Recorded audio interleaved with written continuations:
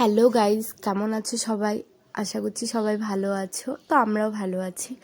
তো ভাবলাম অনেক দিন হয়ে গেলেও কোনো ব্লগ করছি না, তাই ভাবলাম একটা ছোট্ট মিনি ব্লগ করি। তো কোথাও যাওয়ার আগে তো রেডি হতে হবে, তাই মাম্মামকে রেডি করিয়ে নিচ্ছি আগে, কারণ ওকে তো আগে রেডি না করালে হবে না। তাই আগে ও রেডি হয়, তারপর আমি। তো ওর সাথে খেলু করছিলাম। তারপর মাম্মামকে কাজলের টিপ পরিয়ে দিচ্ছিলাম।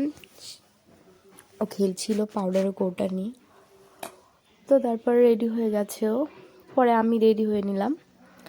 তো আমিও প্রায় শেষ আমার রেডি হওয়া। তো আমরা যাচ্ছি কোথায় বলো তো? আমরা যাব কীর্তনে। তো ভাবলাম সেটা নিয়ে একটা মিনি ব্লগ করা যাক।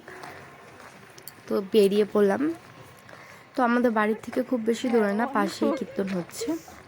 তো আমি, যা, ভাগ্নি, আমার মেয়ে, 4 জন যাচ্ছি আমরা। তো কীর্তনে যাওয়ার আগে ভাবলাম কিছু কিনে নিয়ে যাই, সেখানে বসলে তো আর ওঠা যাবে না, তাই একদম কিনে নিয়ে ওখানে গিয়ে বসবো।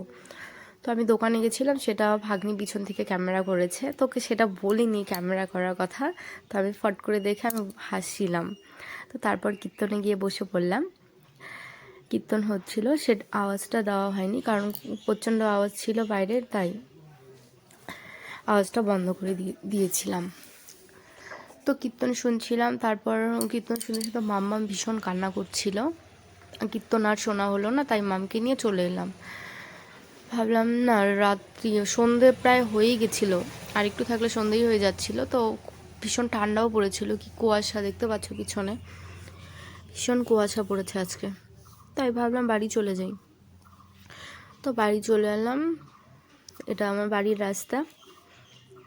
তো এইটুকুই ছিল আমার মিনি ব্লগ।